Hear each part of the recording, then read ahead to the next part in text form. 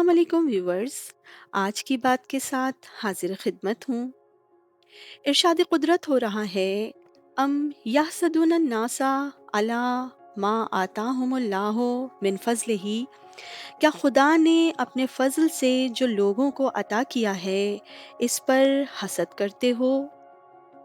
سورہ نساء کی 54ویں آیت۔ ویورز، حسد وہ خبیث بیماری ہے کہ جس کو آ لپٹتی ہے پھر عمر بھر اس کا ساتھ نہیں چھوڑتی۔ وہ کسی نے کیا خوب کہا ہے کہ حاسد کو ایک دم نہیں راحت جہان میں، رنج و حسد ہے جان ہے جب تک جہان میں۔ حاسد کا مقصد یہ ہوتا ہے کہ کسی طرح سے نعمت کا زوال ہو جائے، چاہے حاسد کو ملے یا نہ ملے۔ یوں تو اخلاقی بیماریاں بے شمار ہیں، لیکن ان میں سے سب سے بدترین بیماری حسد کی ہے۔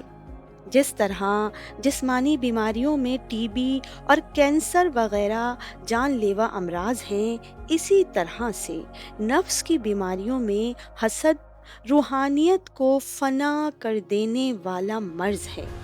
یہی وجہ ہے کہ خصوصیت کے ساتھ پروردگار عالم نے اس بیماری سے پناہ مانگنے کا حکم دیا ہے۔ ارشاد قدرت ہے، وَمِن شَرِّ حَاسِدٍ اِذَا حَسَدَ، اور میں حاسد کے شر سے پناہ مانگتی ہوں جب وہ حسد کرے۔ ویورز، حسد انسانی جسم پر بدترین اثرات ڈالتا ہے۔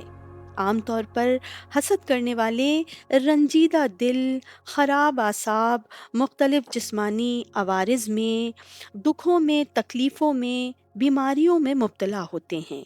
مولا کائنات امیر المومنین علی ابن ابی طالب ارشاد فرماتے ہیں، صحت الجسد من قلت الحسد، تندرستی ہمیشہ حسد کی کمی میں پوشیدہ ہے۔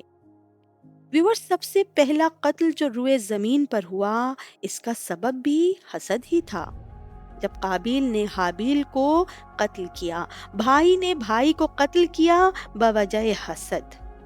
مولا کائنات کا فرمان ہے کہ حسد ایمان کو اس طرح سے کھا جاتا ہے جس طرح آگ لکڑیوں کو کھا جاتی ہے۔ اللہ اکبر۔